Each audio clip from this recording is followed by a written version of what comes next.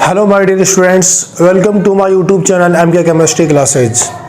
सो students, आज का अपना लेक्चर के अंदर टॉपिक है CX बंध की बंध लंबाई, यानी एल्किल हैलाइड के अंदर कार्बन और हेलोजन जो होता है उनके बीच की जो बॉन्ड लेंथ होती है, बंध लंबाई होती है, उसके बारे में बात करते हैं अपन। जैसे कि यहाँ पर हेलोजन की जगह फ्लोरीन, क्लोरीन, ब्रोमीन, आयोडीन देखिए अपन, अगर ऐड करके जोड़ के देखिए अपन तो कौन से एल्किल हैलाइड के अंदर, यानी एल्किल फ्लोराइड में, एल्किल आयोडाइड में, या एल्किल ब्रोमाइड में, या एल्किल फ्लोराइड के अंदर है ना, क्लोराइड के अंदर, इनके अंदर सबसे ज्यादा बॉन्ड लेंथ किनकी होती है उसका ऑर्डर देखना है आपको। ठीक है, तो सबसे पहले देखो आप एग्जांपल लेते हैं अपन। ये यहाँ पर Cl लिख दिया मैंने यहाँ पर, चलो पहले फ्लोरीन लिख देते हैं आप, फिर क्लोरीन आ गया आपका, फिर ब्रोमीन आ गया और फिर आयोडीन आ गया। तो अब इसके अंदर अपन बॉन्ड लेंथ का, बंध लंबाई का ऑर्डर लिखना है आपको। तो सबसे पहले कॉन्सेप्ट क्या है, कॉन्सेप्ट का समझो आप। जब भी अपन जैसे फ्लोरीन, क्लोरीन, ब्रोमीन और आयोडीन, ये 17 ग्रुप होता है आपका। जब भी आप ऊपर से नीचे चलते हैं तो आकार क्या होता है, आकार बढ़ता है।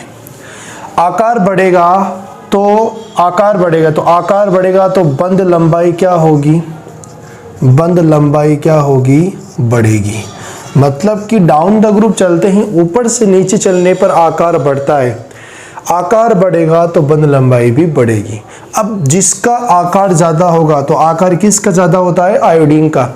आयोडीन का आकार ज्यादा है, इसलिए इसकी बंध लंबाई भी क्या होगी, ज्यादा। तो सबसे ज्यादा किसका आएगा, एल्किल आयोडाइड का, और सबसे कम क्या आएगा, एल्किल फ्लोराइड का। अब बात करते हैं अपन की बॉन्ड लेंथ की। इसकी बॉन्ड लेंथ होती है 139 पिकोमीटर, है ना, याद करना है आपको। ठीक है, इसकी होती है 178 पिकोमीटर। ठीक है, इसकी होती है 193 पिकोमीटर, और इसकी होती है 214 पिकोमीटर। और 1 पिकोमीटर इक्वल टू कितना होता है, 10⁻⁻12 होता है। ठीक है ना।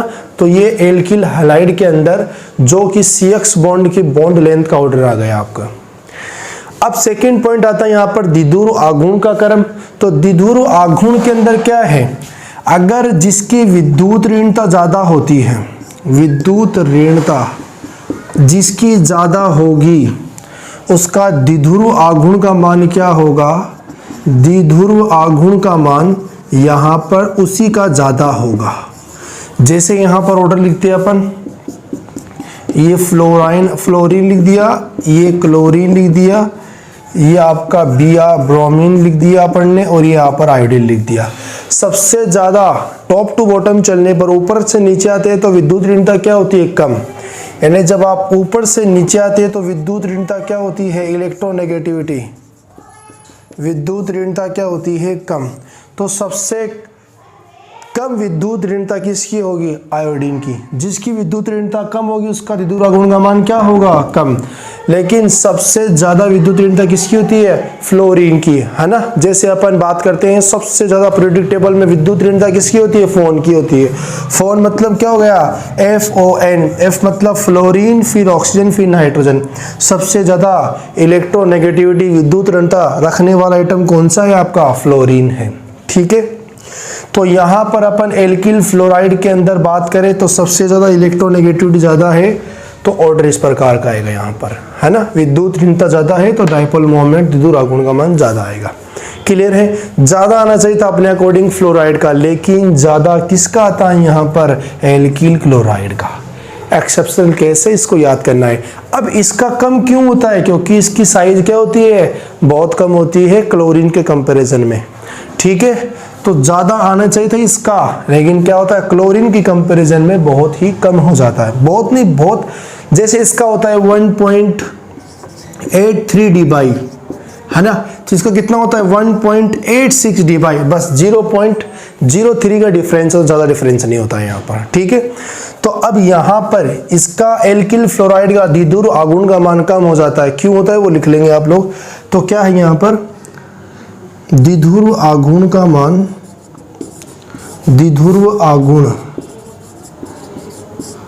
का मान कम होता है, कम होता है।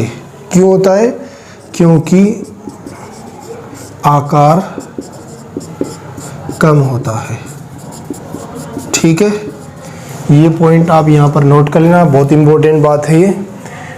और ये ऑर्डर भी आप इसको ख्याल रखना ऑर्डर का, क्योंकि एग्जाम में आ सकता है, एक्सेप्शनल है। तो सबसे ज़्यादा डाइपोल मोमेंट किसका होता है? एल्कील, मतलब द्विध्रुव आघूर्ण सबसे ज़्यादा किसका होता है? एल्कील क्लोराइड का, फिर फ्लोराइड का, फिर ब्रोमाइड और फिर आयोडाइड। ठीक है, तो ये इंपॉर्टेंट चीज़ें हैं, इनको याद कर लेना आप लोग।